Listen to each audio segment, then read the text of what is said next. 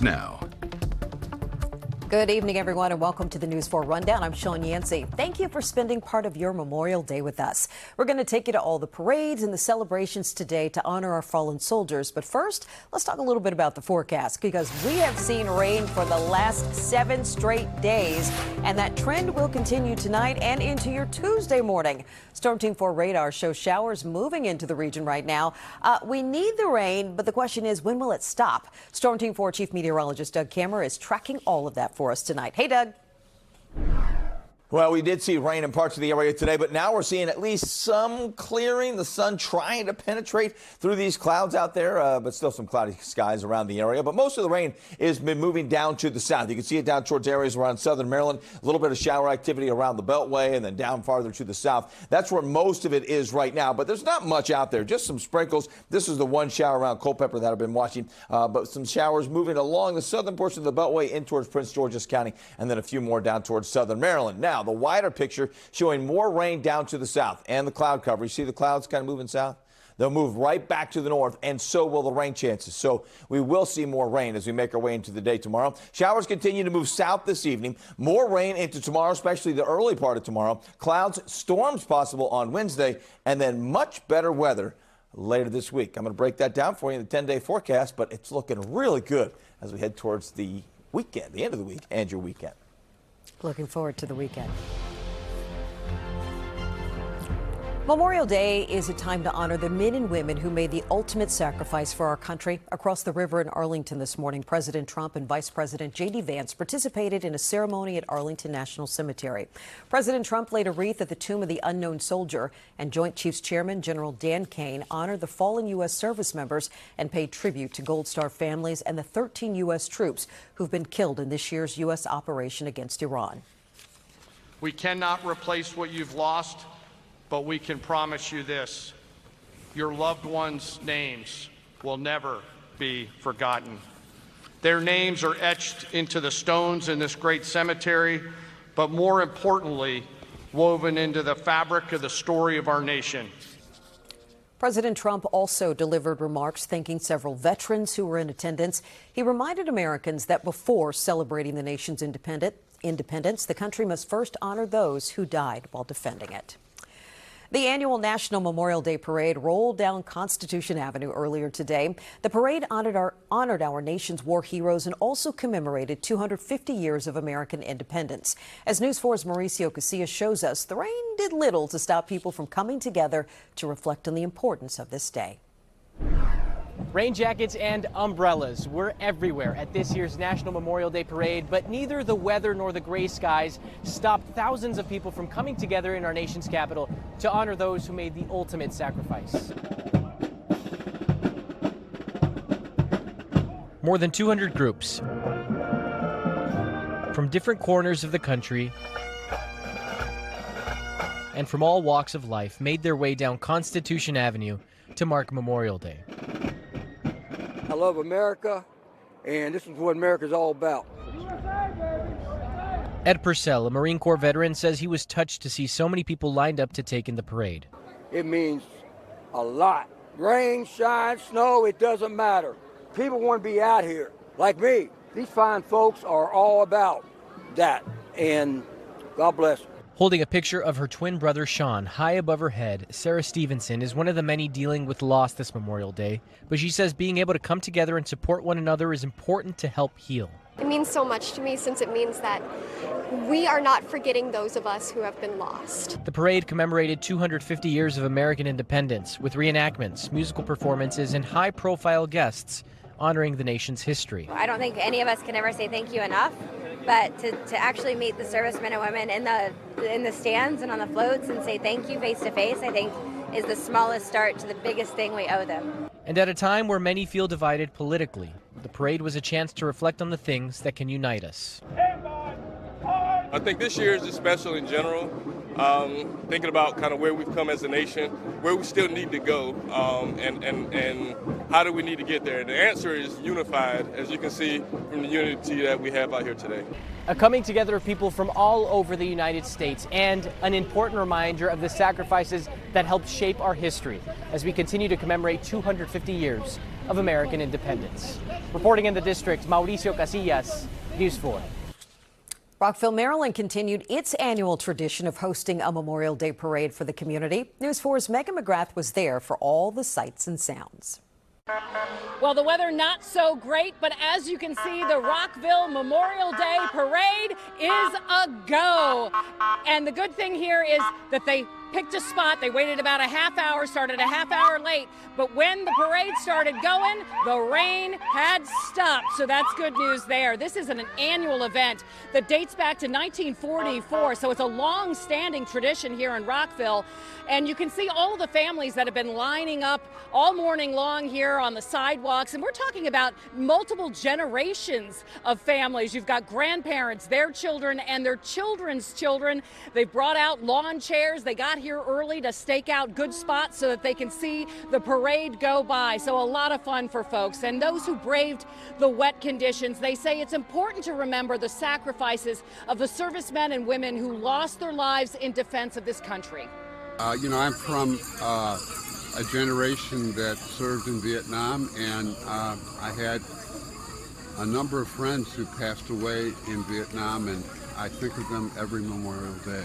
Well, I think maybe it's easy for us to forget, and so take the time to help our littles understand what price has been paid for the freedoms that we enjoyed today.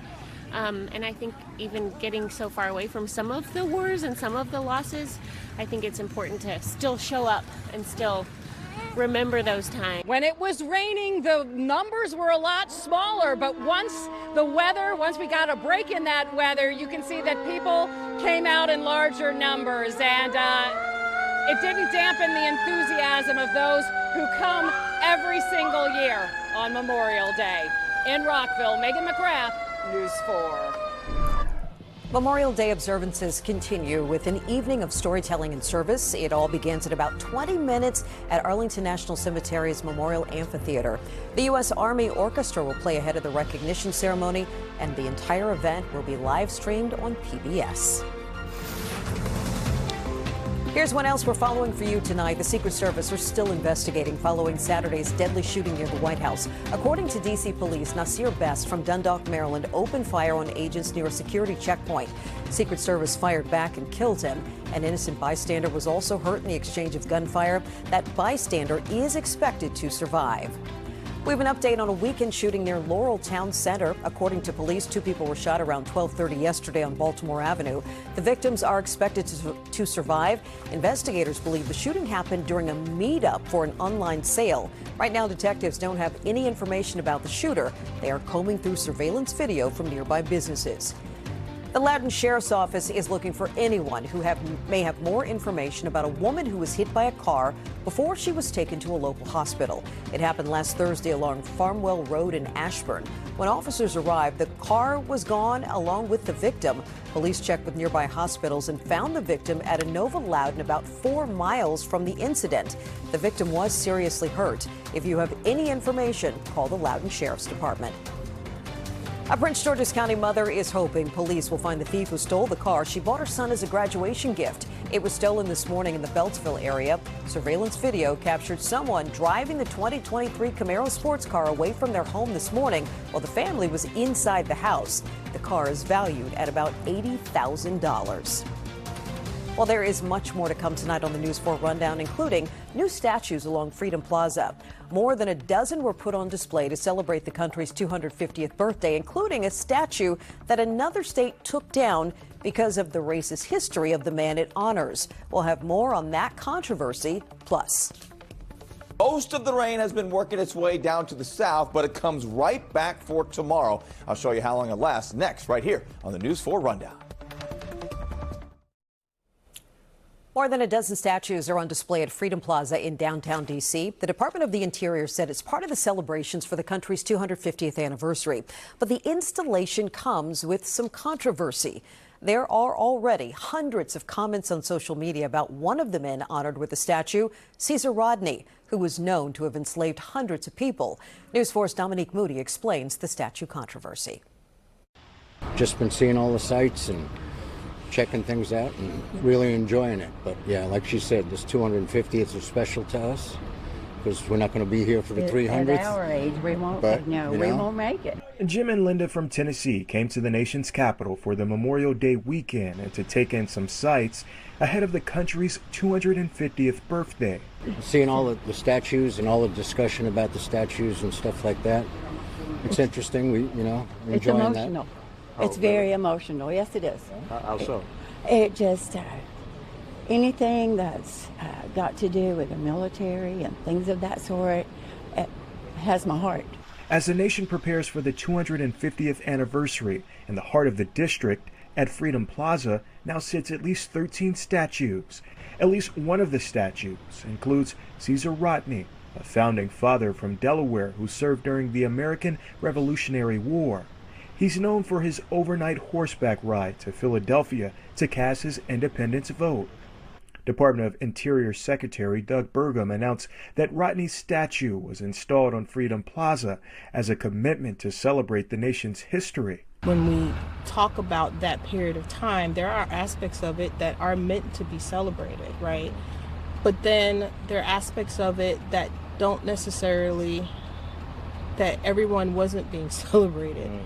There's a dichotomy there. There's a lot of conflict there. Rodney's role as an owner of hundreds of enslaved people ultimately led to his statue being taken down in Wilmington, Delaware, after nationwide protests and conversations on race in 2020. This may be a reflection of time, but they can have a bigger perspective and add to it. I'm not a proponent of knocking things down, because I think all of these things represent a story, right? But just tell the whole thing and just add to it. This isn't the first time that a statue was taken down in 2020 and then reinstated. Last year, the National Park Service announced that the statue depicting Confederate General Albert Pike would be renovated and reinstalled in Judiciary Square after demonstrators toppled and burned the statue in 2020. News 4 reached out to the National Park Service to find out who the other 12 statues at Freedom Plaza honored. News 4 asked the National Park Service if there was a selection process to determine who would be honored, how long the statues would remain at Freedom Plaza, and we're still waiting for a response. In the district, Dominique Moody, News 4. All right, you said this earlier today. It's been 7 days that we've seen rain? At least some rain out there, and really the last 3 or 4 have seen quite a bit. Yes. Some locations picking up 4 inches of rain or more over the last few days. That's a lot of rain. That's kind of drought buster type rain that we've got out there. So that's good news. I do expect some improvement in the drought monitor, which will come out on Thursday. Out there right now, take a look. You got some people walking down towards Long Bridge Park. Some good news here. We're drying out across much of our area, and some of us have seen some sunshine this evening. 73 degrees, the current temperature out there right now. Still quite muggy. 67, that dew point, way up there. So you felt that humidity today. Temperatures also up there. The warmest we've seen over the past few days. 77 right now in Martinsburg, 75 Culpeper, 74 degrees right now in Gaithersburg. So nice temperatures. As far as rain is concerned, we have a couple of showers working their way in towards the metro. We had a few back towards parts of Frederick County, Virginia. That's really it. And then farther to the south, tracking a shower going right through Culpeper right now. We've been watching this one over the last hour. Then more shower activity down to the south and towards parts of southern Maryland. There's one shower coming right through the southern portion of the Beltway.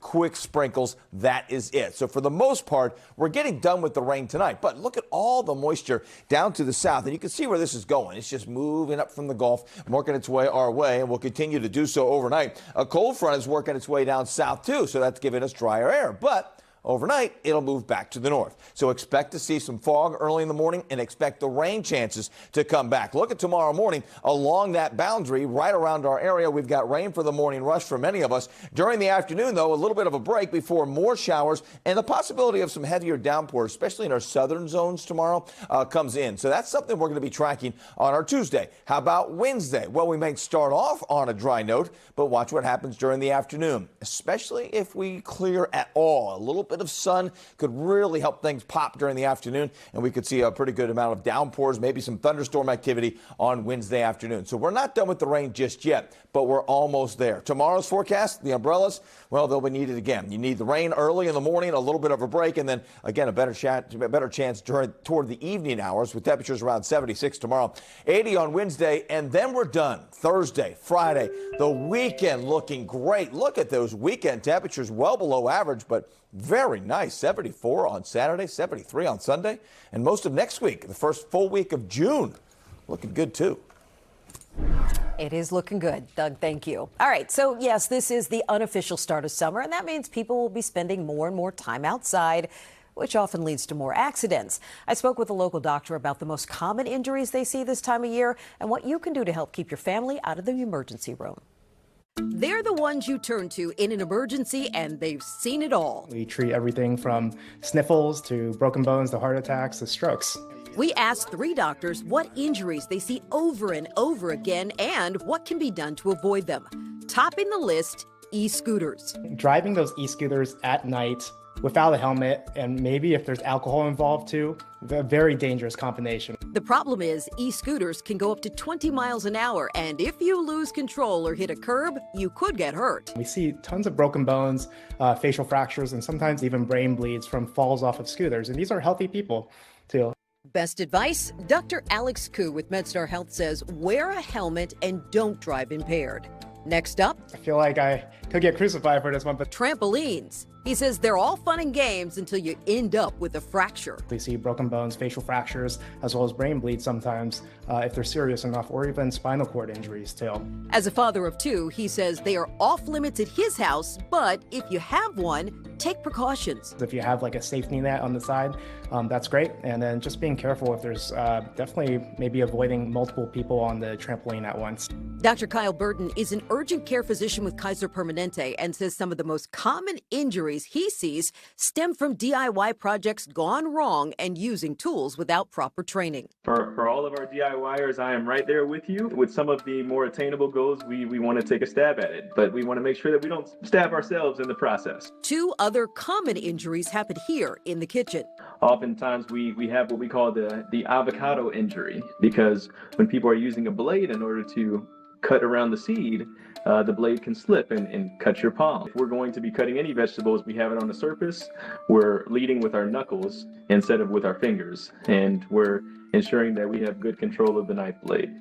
Hook on the back burner when you're cooking and turn the handle of the pot or the pan away from the edge of the counter so that little hands can't reach up and grab a hot liquid or hot something that's on the stove and burn themselves. That is a big one that we see every single year. That's Dr. Christina Johns, a pediatric emergency physician with 25 years of experience and a mother of 2.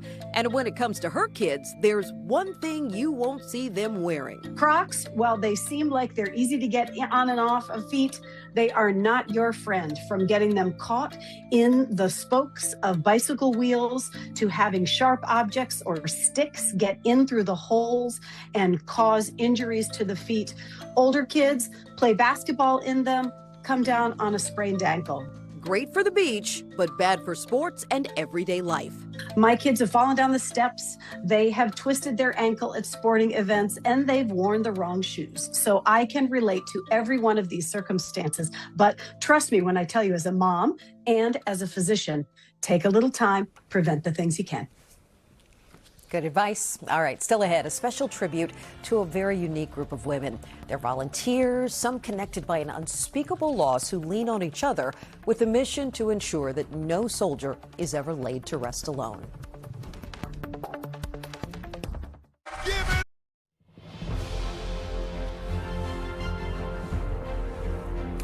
On this Memorial Day, we want to recognize 2 extraordinary groups of women, the American Gold Star mothers who've lost sons and daughters in service to our country, and a group of volunteers who call themselves the Arlington Ladies and make sure that service is not forgotten. NBC's Laura Jarrett explains how they honor America's fallen heroes.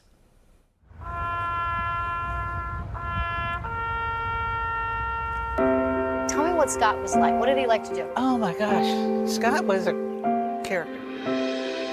He had charisma. He's got those eyes that twinkle. Rose Duvall is a Gold Star mother. Her son, Scott, was a pararescue operator, or PJ, one of the most elite special operations forces in the military. In 2007, Technical Sergeant Scott Duffman went on a mission in Afghanistan, filling in for a friend who had just had a baby, but his helicopter went down. And Scott did not survive. He was 32 years old. He's buried here at Arlington National Cemetery. What goes through your mind when you get to be with him here? Every time I come here, I feel him. A few years after Scott's passing, Rose found the American Gold Star Mothers, women who lost children in service to this country. They lean on each other. And they show up for those who still serve. And on this Memorial Day weekend, they came to visit the Sentinels, who guard the tomb of the unknown soldier, a place they visit often. A tradition that has made these women and these guards like family. They're truly our second mothers, and I hope that we're the sons and daughters to them as well. For Rose, the feeling is mutual. These young men are doing what I know our sons would totally honor. But for Rose, this place holds another memory. One from 19 years ago, the day she buried her son. You were here, and an Arlington lady Yes. hands Scott's wife a card. It was an Air Force Arlington lady that gave Mary the card. That exchange at Scott's funeral all those years ago, never leaving Rose. Those ladies are the last goodbye. And you know, they talk about first impressions. Well, last impressions is pretty important too. Since 1948, the Arlington ladies, all volunteers, have made a vow to attend every funeral at Arlington so that no soldier is ever laid to rest alone. And last year, Rose became an Arlington lady herself. There are over 20 funerals a day at Arlington. These ladies are at all of them, delivering handwritten notes to the next of kin. How many cards and notes do you think you've written over time? I have well over 150. 150 souls, 150 families. Stories, yes, and beautiful stories. You know, every stone out there tells a beautiful story. Every day at Arlington is Memorial Day. What is it like to have Rose here, not only an Arlington lady, but as a Gold Star mother? I can't think of any better place to serve again other than in these hallowed grounds. Thank you for being our light. And at the end of every day, Rose's light leads her back to her son, Scott. Love you, babe. Extraordinary women, some in grief, all in service, here to make sure the fallen and their families are never forgotten.